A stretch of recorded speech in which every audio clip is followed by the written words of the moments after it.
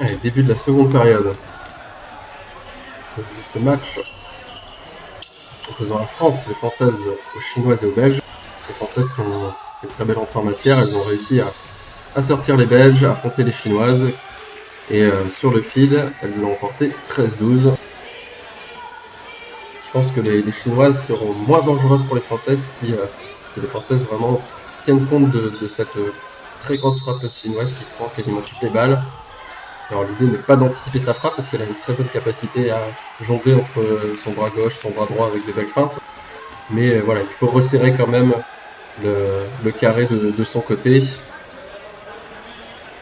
Et là, sur cette très belle frappe, les Françaises qui sont parties chercher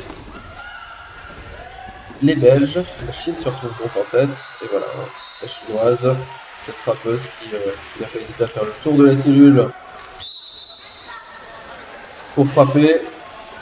Alors les arbitres vont peut-être quand même décider d'une reprise de jeu. On reste sur un score de 2-1-1 pour la Chine.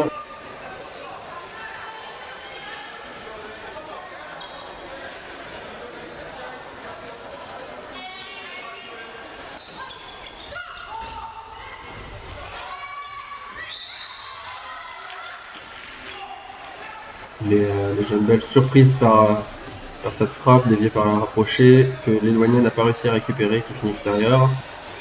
Et donc sur le terrain côté française, Sonia est restée sur le terrain. Aurore est rentrée à la place de Momo à rapprocher, on le voit à la droite de l'écran. Sarah est également restée sur le terrain et c'est Émilie qui a donc remplacé Adeline. Émilie qui se trouve tout en haut de l'écran. Allez, oh là là. On a eu chaud là côté français puisque Aurore était vraiment pas loin de rapprocher alors que c'était bel et bien les Noirs qui étaient appelés. En l'occurrence les Chinoises avaient fait une faute d'appellation donc Aurore persuadée d'être appelée était partie coller. Sarah également avait défendu.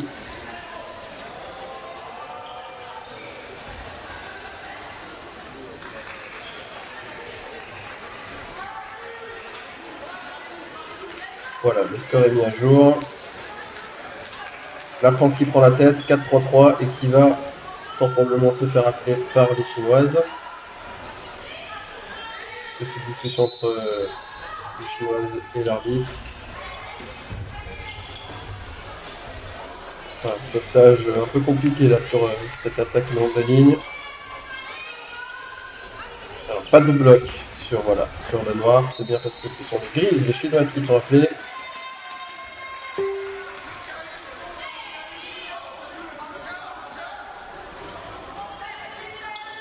Alors donc là, on regarde son point.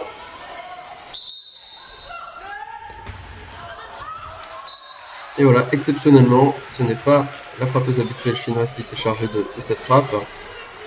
Et cela piège les Françaises.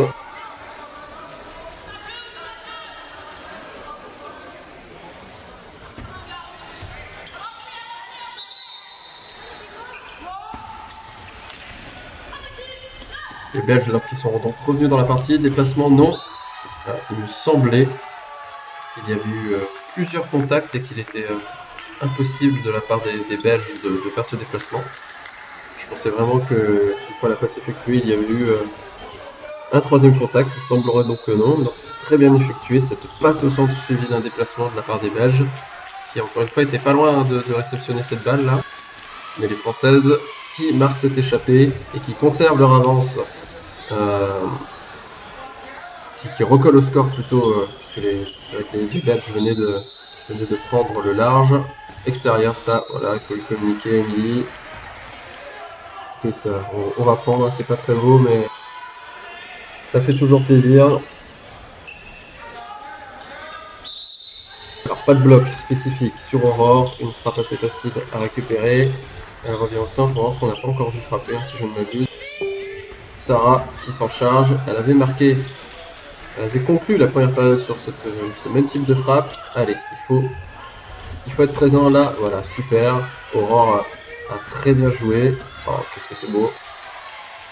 Aurore a très bien géré le déplacement. Derrière, ses éloignés ont bien anticipé la frappe de la chinoise.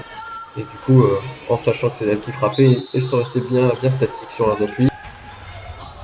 Oh là là, ça c'est beau par contre. Le gel avait été pertinent derrière, mais là, Aurore s'est fait crucifier. Il fallait qu'elle touche cette balle. Alors elle était bloquée, mais il aurait fallu qu'elle la dévie quand même davantage pour faciliter le travail de son éloigné. Elle est vite partout. Tout est à refaire pour les Françaises.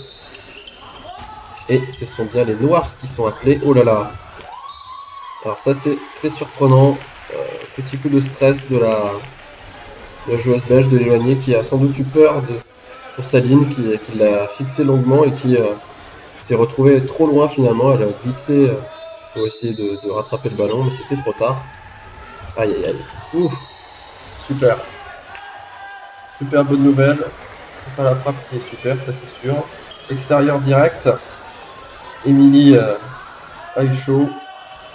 Et à 10-18, que vont faire les Belges? Vont-elles essayer de marquer sur les Françaises, de donner la balle aux... Elles vont essayer de marquer sur les Françaises. J'aurais pu essayer de donner la balle, tout simplement, aux Chinoises. Oui, allez, ça c'est bien, super. On prend de l'avance dans cette petite finale. C'est la France qui est en tête. Alors certes, ce sont les Chinoises qui vont recommencer avec la balle, mais on est preneur. Et la Chine qui demande un temps mort, donc à l'initiative des joueuses.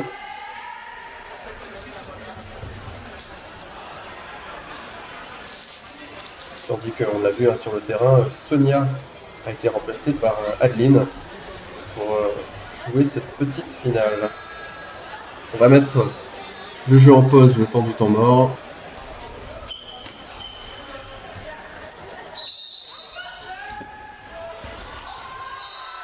Alors là, c'était très dur de lire le jeu des Chinoises, parce que les feintes étaient très bien effectuées. Et la synchronisation parfaite. 11 partout, les Françaises qui doivent se relancer. Elles ont eu du mal à gagner la première période contre la Chine, elles ont gagné 13-12. Ah oui, ça c'est bien ça. Ça, c'est très bien. Que jugent les arbitres? C'est parfait, c'est une échappée. Et les Françaises qui prennent la tête. Aurore regarde son coin.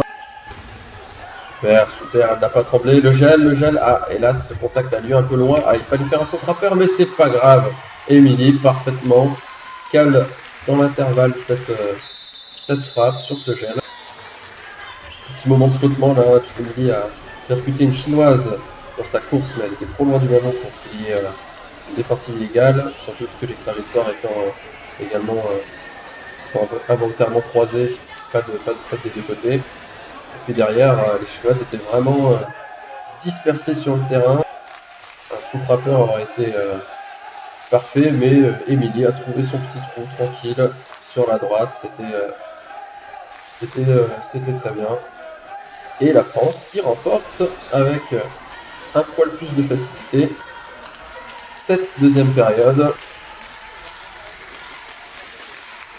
La surprise vient pour moi plutôt des Belges qui n'arrivent pas du tout à rentrer dans un match, qui n'arrivent pas à mettre en danger ni les Françaises ni les Chinoises.